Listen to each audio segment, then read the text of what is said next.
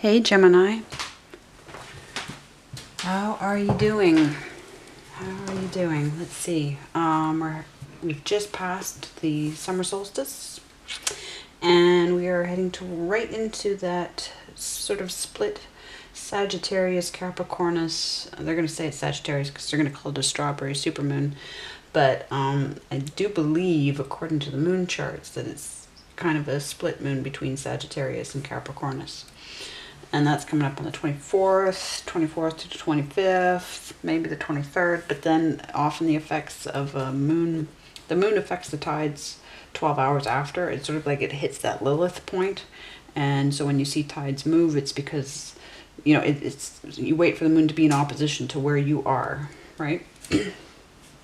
And then that's where it fully affects the tides anyway. So if it's true at all for how it affects us, it must be something to do with that. Let's find out where you're at and what's coming through for you. Let's be a little bit predictive here about what's happening and what you want to focus on during the release energy of this supermoon.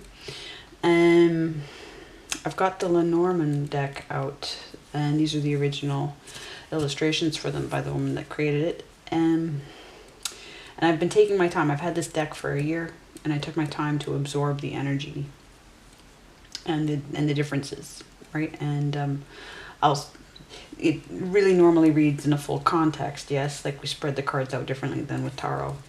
But we'll use it. I'm going to use it with those principles in mind, and so we'll start with that, and then we'll get the Morgan Greers adding to the conversation. So Gemini, let's see. The last read for you was a big one. That's right. They didn't know God was pulling their strings in your favor. That's right. And I even got trolled on that one. So some Gemini was suffering because of that troll. So I called the troll out. Turned it all back on them. Woo! Okay. Good times. There is a problem there. It's in reverse. So there was a problem person. There was a problem person, just like I was describing the troll. So this person, that was probably the person in the last reading that, you know, got played, the player that got played by God. Let's just see, because this comes with, the fun part is this card comes sort of with a double meaning, because at least for me, my frame of reference, this comes with the Nine of Pentacles. Oh my, here we go again. The Nine of Wands, the Nine of Clubs. Sorry, I've got like something, it's not Mercury retro, it's just me. And there might be a reason for the Nine of Pentacles, we'll find out. But no, the Nine of Clubs is is the number, if you go to the cardsoflife.com, and you have to put in, not cardsoflife.com, but thecardsoflife.com. It's a fascinating website. It's another approach numerologically to all your information. And it's a site that my second last ex got me involved with. And it's the Nine of Clubs actually got me into cards in the first place. One showed up where there shouldn't have been a card at all. And it bore witness to me when I needed somebody to have my back, and there weren't any humans around to have my back in a situation. And so this person advocated to me through this card, because it freaked the shit out of the person that that it was advocating for me to, because they are spooked by it. Anything like this stuff, right? They're very influenced by it, but they're very spooked by it. So it was the perfect way to get under their skin. And it got me started. I had many other semi-starts into cards, but so there's a problem person, but there's also a person who's a guide who is very specialized in helping people and was very smart when she was here. I won't say who she is because that'll totally throw us off the mark, but specialized in knowing people in very cunning ways, like very smart ways. And so it's like one of her special things is to send out warning signs and to show up and to help to help me, and I know a few people in my life that she's been active with as well. And so I assume she's active with many people. But she shows up and she keeps track. And so if I can say that if you want to look up the Nine of Clubs and see if it resonates for you with anybody listed who is a Nine of Clubs. But even if that doesn't, then know that this carries tremendous weight for me. And I'm saying that as much as there is a person that was hounding you, foxing you, there was also somebody on top of that situation, right? And of course, if God pulled their puppet strings, yes, and played them. But no, there's something about that. And then what else? What other number? We have a 14, which converts to a 5 of necessary change, but it's reversed, so it's taking us back to the stability of 4. Okay, so that's a loaded starting card. What else do we have? Sort of a 45-degree angle. Oh, jeez. Okay. The Queen of Wands in something of a process. Now, the snake can be an excellent thing of representing knowledge, representing, the life path, the life cycles, eternity, tremendous knowledge, wisdom, especially if you get into the whole African origins of the symbol of the snake. And no, I'm not just speaking of Egypt, but the African prophetesses who were the Delphi Oracle. If you've listened to me ramble and rant about this before, I'll spare you now. But there's a Queen of Wands who I would say is uncertain of something, possibly. And she's in a 7 of transformation. Transformation because of some kind of knowledge. Wow. Wow. That's almost as funky as what happened to Taurus. I took a clip of what happened in Taurus reading and put it right at the front of the reading in the first, less than a minute. So if you want something really exciting to watch, go watch the first 40 seconds of Taurus reading. This is comparable. I might put this at it is at the beginning of yours anyway, but okay. So we're in the upright, the Knight of Hearts, the Knight of Cups with compassion. It's a compassion card. So we have a Queen of Wands in need of compassion, and a Knight of Cups is bringing it. Possibly Scorpio energy, and of course, I would put it as Sagittarius energy, but of course anybody in strong Wands power, and that could be any sign. And of course the Knight of Cups could be any sign acting in, we're talking looking at behavior of Wands behavior and Cups behavior. This could be a spirit guide, but it could be somebody in the family.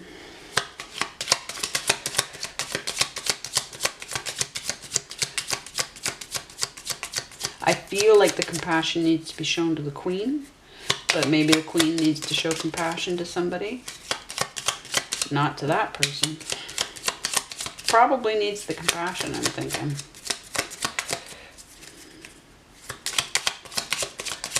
It's hard to be compassionate for others when you're going through a transformation. Anything else, or do we go to the Morgan Greers now? I might come back and forth. That was pretty spectacular, though. I really like that. Oh, I should double check. Right. A 24, which converts to a 6, which, yes, yeah, a gift is coming through.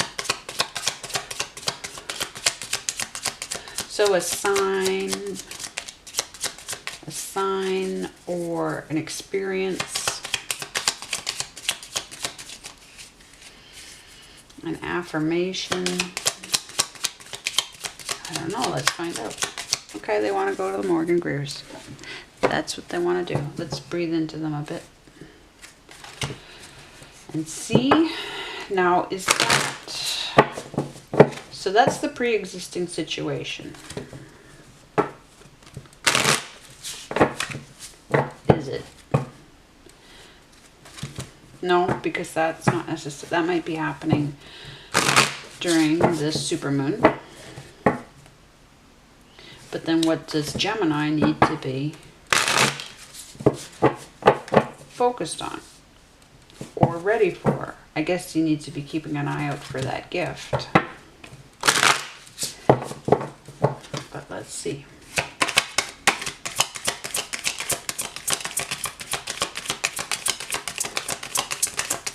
I know I'm very loud with these cards. I'm an Aries sun, though. Ooh, look at that right flipping in the deck. And we got Three of Wands. Three of Wands. And I just finished saying I'm an Aries sun, and that's an Aries card. First house card, card of self. Waiting on somebody. Manifesting. You put something in motion and you have faith in it. You have faith that it's coming. And you are excited about it. You're excited about it. But why?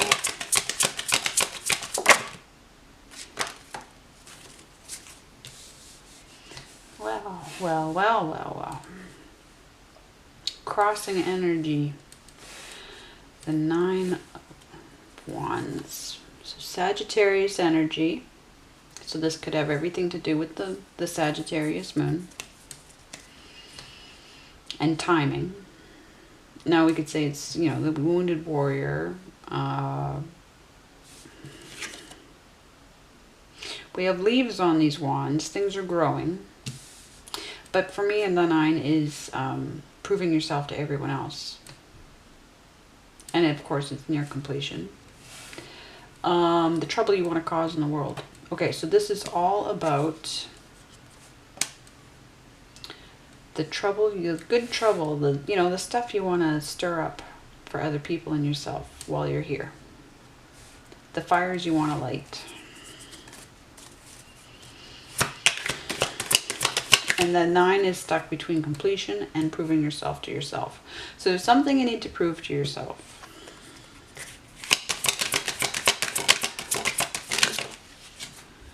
Huh.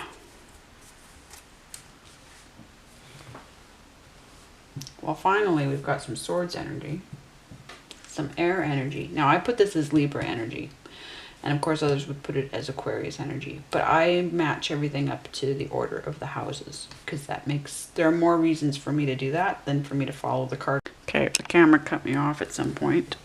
So I'm saying that there's this 90-degree angle between this part of the process and this part of the process. So there's something that's known or not known. And it needs time because it needs compassion and understanding.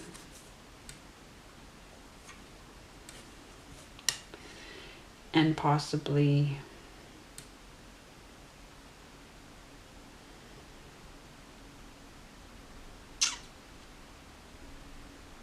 well, we'll find out.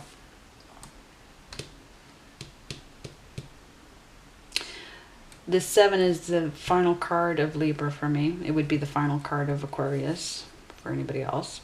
But in terms of process, so this transformation. So we have the transformation repeated here. And it's crossing right through all this other stuff. And this person, this problem person, had something to do with it. And then, of course, finding out. I mean, anytime there's divine intervention in a way, it sort of can stop you for a while you figure out what it means. And the fact that it takes divine intervention to stop somebody from harming you, then there is a regrouping period while you figure out what to do for yourself that's better. And of course, this progress of, like taking what you can and moving on. looking after yourself. And the safe passage of a Six of Swords, and then the Eight of Swords of the Houdini card. And that's actually the card that flipped, that does the magical thing in the Taurus reading that I put at the front of the reading. If you go watch, like I just said, go watch. If you watch the first 40 seconds or so of the Taurus reading, and then you see the Eight of Swords do this marvelous thing in the deck.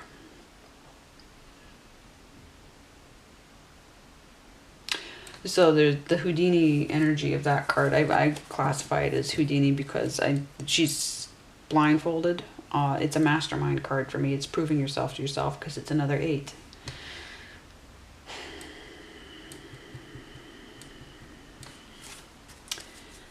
I would say all the readings this time around are very thorough, except for maybe one. And I'm not sure that that wasn't just the Facebook collective reading or the YouTube collective reading.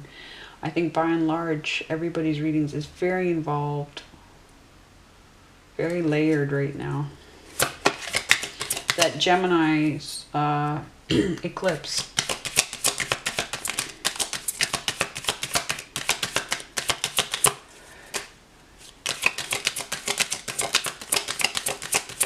And you have we do have all the retrogrades. Sun just hit Gemini. You're going to think, oh, it did. We're in Cancer season, but the sun just hit Gemini. So the sun, okay, so that's making me think that, yeah, because if you get Sky Safari or Stellarium for your phone, or you go to Stellarium on your desktop, then you can see for yourself that the sun is just starting in Gemini. It's just reached there not that long ago. And again, because tropical is behind sidereal, and sidereal, well, I combine them both, right? The seasons still matter. The tropical seasons still count. But, so the fact that the sun is in Gemini, now you might have a Taurus sun. When you were born, the sun might actually have been in Taurus. So you need to check your sidereal placements, which would be the most accurate. Now, there are different analyses to work with. I'm working with the Larry Eli one right now, but even that isn't, all of them use a 30-degree even split amongst all the constellations, and that can't ever be accurate 100% because they're not evenly divided by 30 degrees. But let's just say the sun for me equals your triggers and instincts. So you could be experiencing extra triggers right now, which in turn spur you into being very instinctive, and vice versa. Well, I find the triggers come first. And then in order to sort myself out about my triggers, then I become, they push the instincts in me. So but I do find the triggers come first.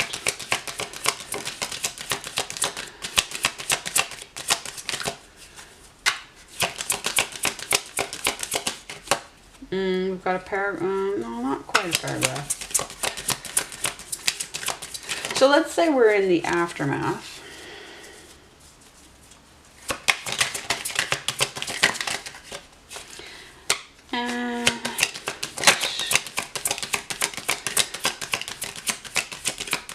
Yeah, I mean, if we have that wounded warrior there in his head, with everything that's been. So there's time, we could say that he's resting. Resting and waiting in faith.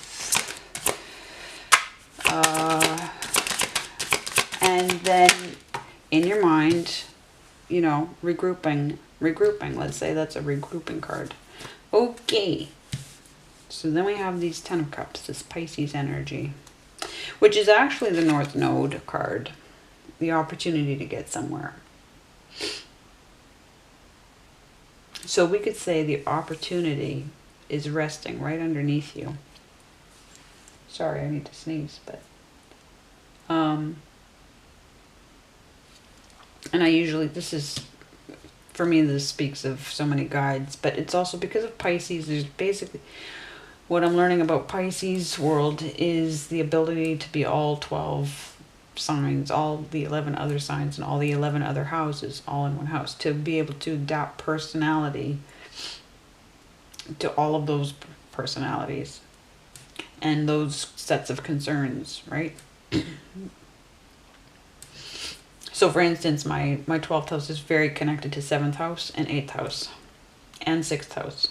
So my 12th house experiences tend to be no,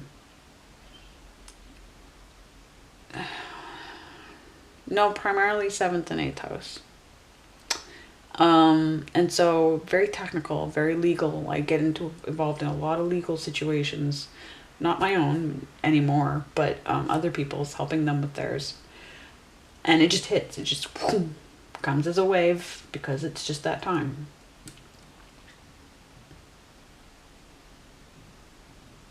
And which is surprising, you know, we always think of, well, too many of us, let me say, I have thought too much of Pisces energy as being primarily the muse, but very much a soul contract house. Very much, if you study your Pisces placements and your 12th house placements and your Neptune placements and your Jupiter placements, then you follow the cycles of the years in your life that correspond to those planets.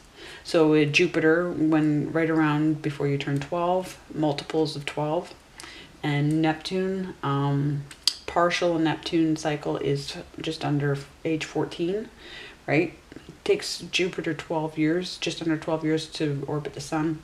Neptune's going to take a lot longer than that. So we're looking at partials.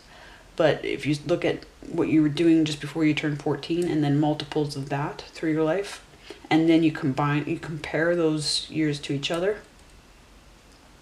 and then you can see the pattern. What it showed me is that my 12th house is all about my son. It's all about my soul contract with my son. It's all tied to events specific to him and the creation of him and making sure that I got where I needed to be in order to bring him in.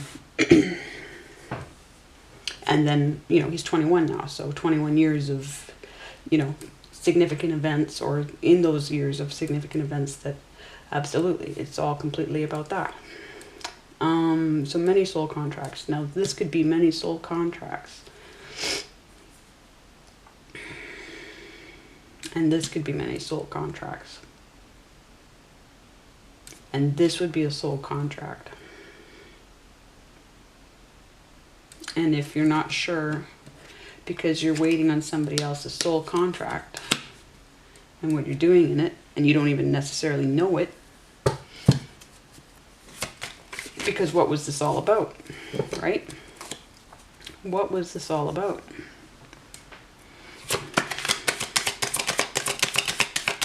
Am I right? Let's see if I'm right. What do they want to... Yep, okay. There we go. Scorpio. For me, this is completely the transformation of stepping into an existence, a full Scorpio existence of working with, and we have transformative energy here. So 7, 7, 7. Yeah. This is all about becoming increasingly aware of all your contracts.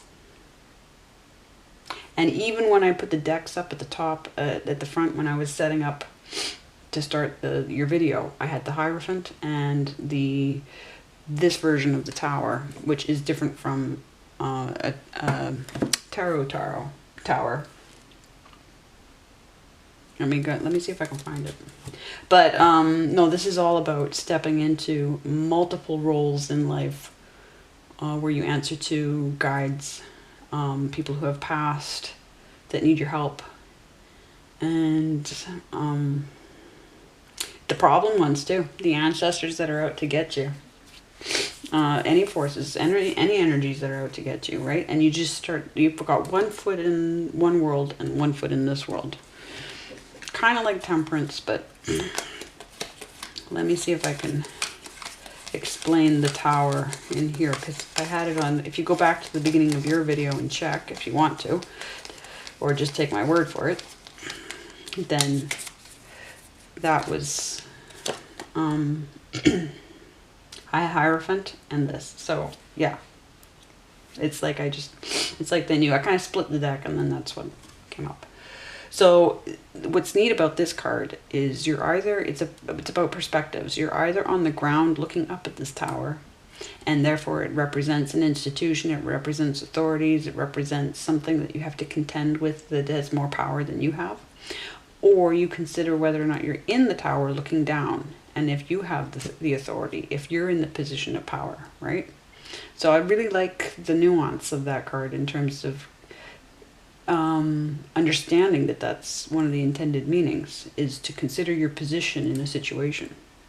Are you in the power position, or are you in the receiving position?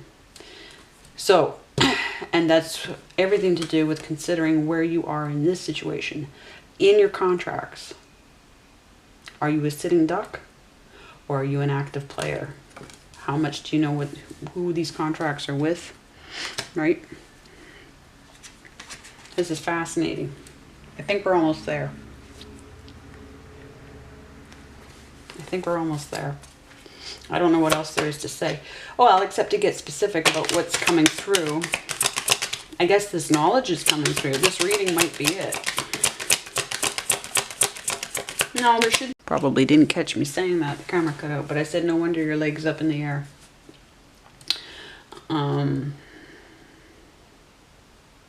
Wow, so this guy was just really trying to stop you from transforming.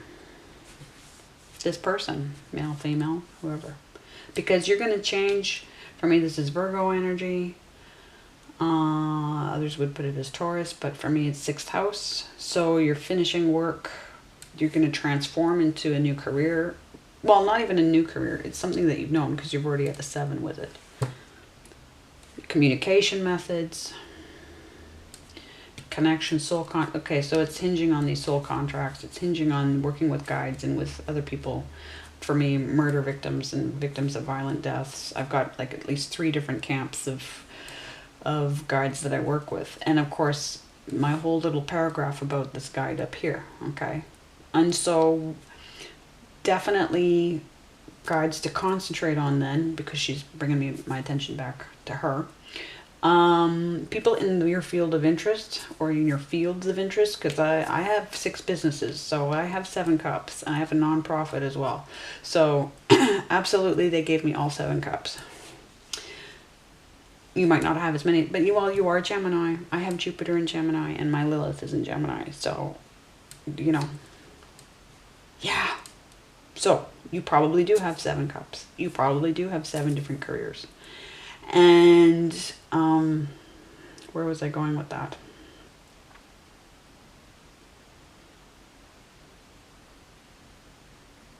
The Pentacles, the communication. Maybe it's just as well I forgot what I was going to say. Oh, professionals. Professionals that were in your fields of interest ahead of you. You already have had whisperings and signs and stuff from them through the years and gone, well, no, they just inspire me. Well, you know what? No. They're probably some of your guides. If they're on the other side and they've been gone long enough, then definitely, because they completely have a vested interest in helping you carry on the work that they were doing. And then what will happen is you will get more and more evidence and people in your life that have no clue that they're connected to this. All of a sudden, and then you just keep track of all the evidence to prove your point that these people are actually your guides and not just your influences, not just your inspirations. And again, that Hierophant, again, that Tower, that deciding of, well, am I just inspired, or am I actually in contact and communion with these people, because that's how important this work is, that they would actually cross the divide and help little old me, right? And you're not little, and you're not anything insignificant. You're going to find out exactly how significant you are if you don't know already. So,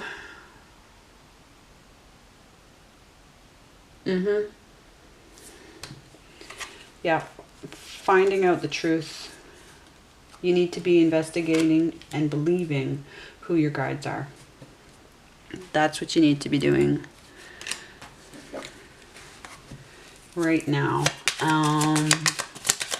I don't know how that manifests without watching this reading, but it just will anyway. You might not recognize it at the time, but that's what's happening.